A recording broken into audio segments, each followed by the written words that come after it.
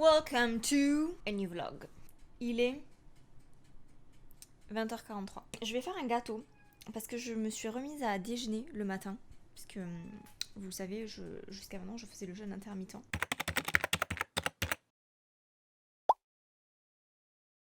Et du coup je me fais un gâteau pour pouvoir manger le matin. Parce qu'en fait le matin du coup, comme j'ai perdu l'habitude de manger, je sais pas quoi manger. Avant de faire du jeûne intermittent, je faisais du porridge. Mais maintenant, je sais pas, le porridge ça me plaît plus du tout. Ça m'écoeure même. Revenir à des petits déj un petit peu plus traditionnels, type tartines, gâteaux, même muesli et tout ça. Ça serait pas mal. Comme je veux pas non plus que ce soit fat, je préfère faire un gâteau maison plutôt que d'acheter des gâteaux ou d'acheter de la brioche ou quoi. Donc, je vais en faire un très simple au yaourt. Et ce que je vais faire, je pense, c'est que je vais mettre des fruits surgelés, des fruits rouges que j'ai dans mon congélateur.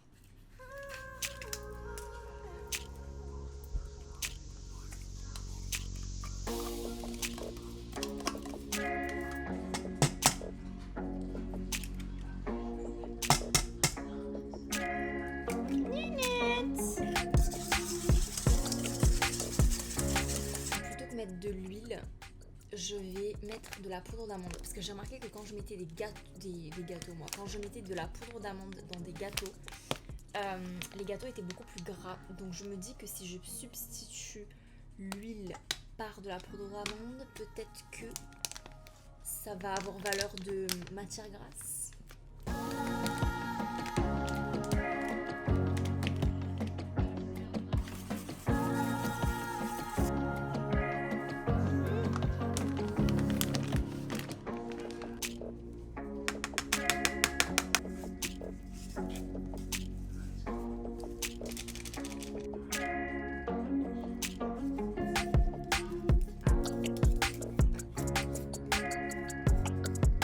Ok, donc du coup voici ma pâte. Elle a l'air super cool. Donc ce que j'ai mis un pot de yaourt. Donc là en l'occurrence ce sont des Activia. Donc un pot de yaourt. Ensuite j'ai mis 2 œufs. J'ai mis un pot de poudre d'amande, 3 pots de farine. Le sucre j'ai mis au pif, mais je pense que j'ai mis l'équivalent d'un demi-pot d'Activia parce que je veux pas que ce soit trop sucré. Et j'ai mis un petit peu d'amande amère. Il me restait vraiment un petit fond, genre ici. Et bien sûr de la levure. Et là, du coup, je vais rajouter des fruits surgelés.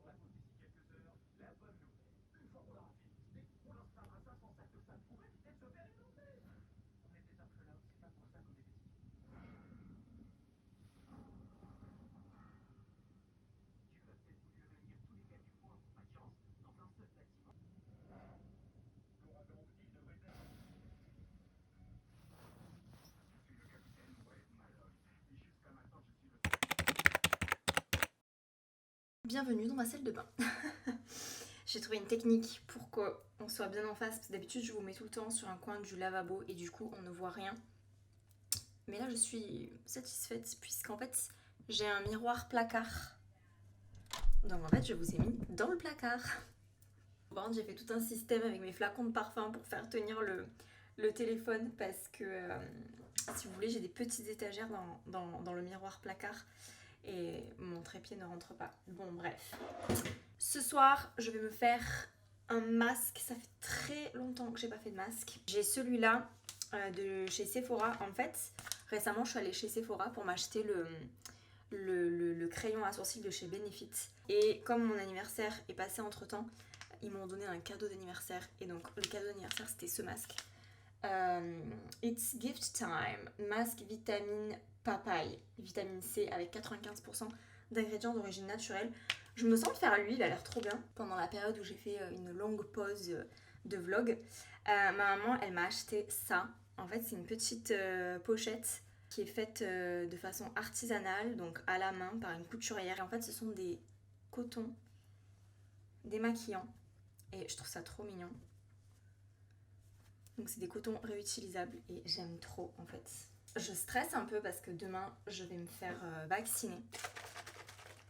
Et en fait moi comme j'ai déjà eu le Covid, j'aurai qu'une dose de vaccin. Donc c'est plutôt cool. Mais j'ai trop peur parce que Vincent s'est fait vacciner hier et genre il a des réactions. Donc bon, j'espère que moi je vais pas avoir des réactions. Mais bon, enfin des réactions c'est un grand mot hein. Mais voilà, ce matin il avait froid. Il a de la fièvre. Bon, après, ce sont des réactions normales hein, quand on se fait vacciner. Mais voilà, j'espère que je vais pas être dans le pâté parce que souvenez-vous quand j'ai fait le vaccin pour le tétanos il y a pas longtemps, ça m'a traumatisée. Non, sérieux, quand j'ai fait le vaccin pour le tétanos, mais j'étais choquée parce que ça faisait des lustres que j'avais pas fait de vaccin. Et j'avais eu mal au bras, une énorme courbature en fait. Bon, c'est normal hein.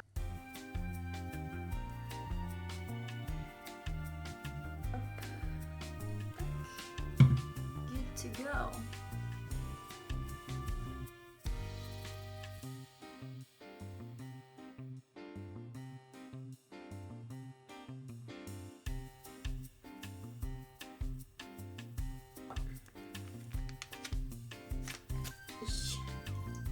Oh, ça sent trop bon. Oh my god, comme ça sent bon. Oh.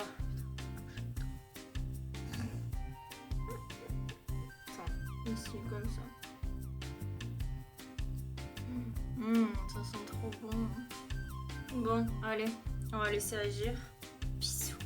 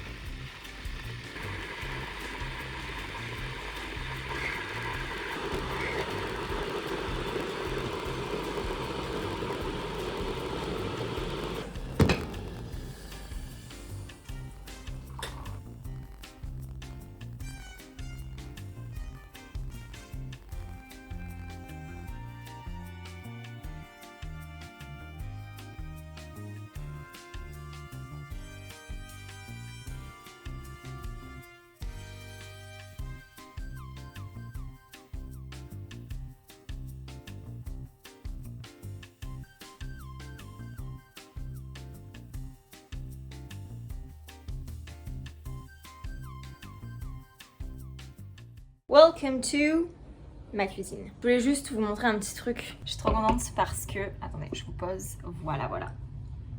Je me suis acheté mes olives favorites.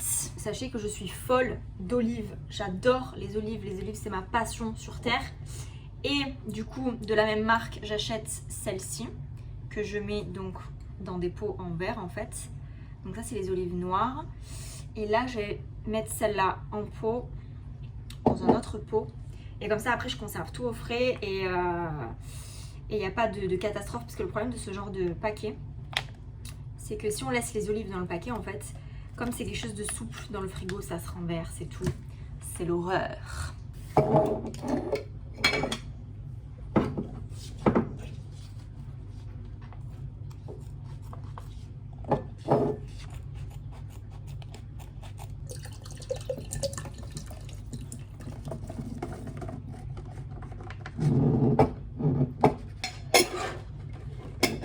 Du coup, moi qui suis une pro de l'olive, je peux vous donner des petits conseils.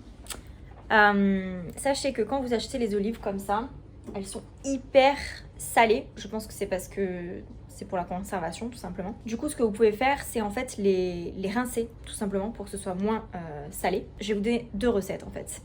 Vous pouvez soit les mettre dans un petit récipient type pour l'apéritif.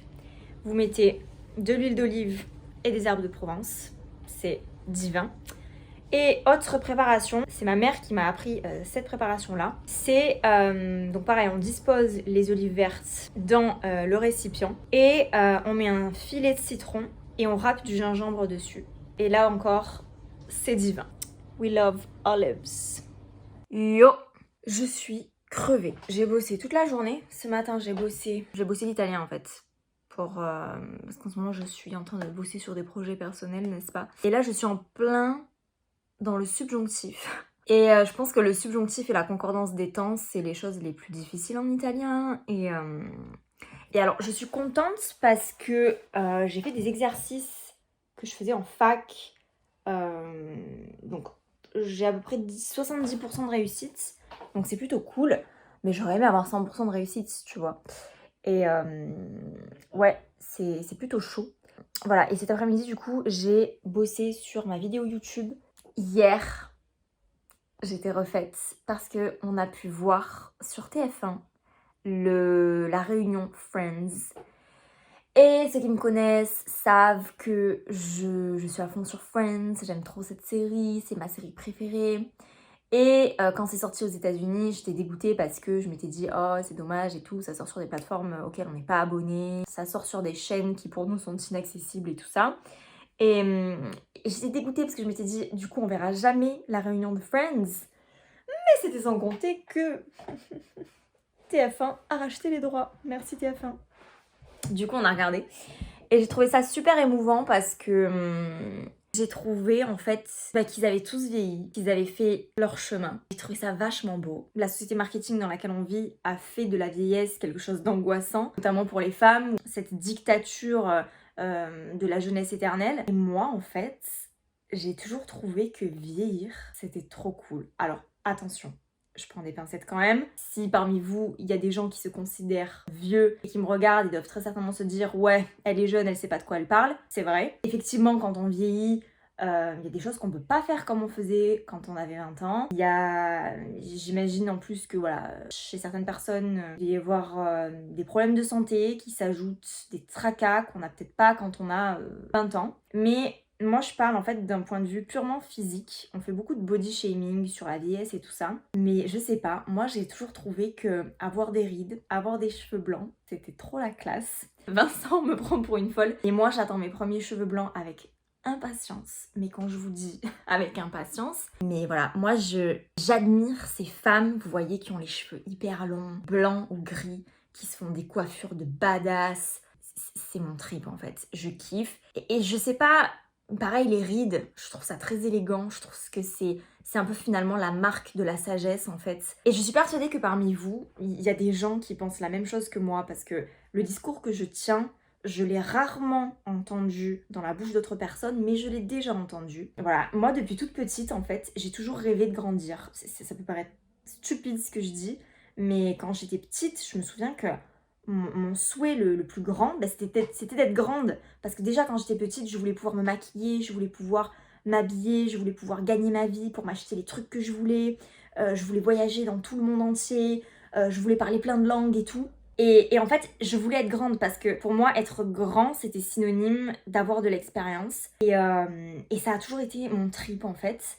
Et j'ai toujours voulu être plus grande, plus grande, plus grande, plus grande. Mais bon, je trouve que c'est un beau voyage que de vieillir. Et en plus, on se rend pas compte à quel point c'est une chance de vieillir. Parce qu'il y a des gens qui n'ont pas la chance de vieillir. Il y a des gens pour qui la vie s'arrête brutalement, pour diverses raisons. Et je pense qu'en fait, vieillir, ça devrait être glorifié par la société. Parce que finalement, les gens qui vieillissent, ben en fait, ce sont des gens qui ont réussi à aller jusque là où ils sont aujourd'hui. Et je sais pas, je trouve que c'est super cool. Et en fait, la soirée Friends, ça a fait soulever en moi ces choses que je me dis depuis très longtemps, depuis que je suis toute petite. Et un discours du coup que je tiens depuis longtemps. Et un discours qui s'enrichit au fur et à mesure que j'évolue en fait. Et donc chaque année qui passe affine un petit peu plus le discours que je vous tiens actuellement. Et du coup j'ai trouvé ça super beau, voilà, réunis 17 ans plus tard, ouais 17 ans je crois. Au-delà de l'effet marketing, au-delà de l'effet people et compagnie de la soirée, j'ai trouvé qu'il y avait vraiment un beau message. Un message qui n'est peut-être pas forcément à la portée de tout le monde, mais un message qui est universel et qui est à la portée de qui veut bien l'entendre. Et en ça, j'ai trouvé que c'était super cool en fait. Voilà, tout simplement. Et j'ai kiffé grave.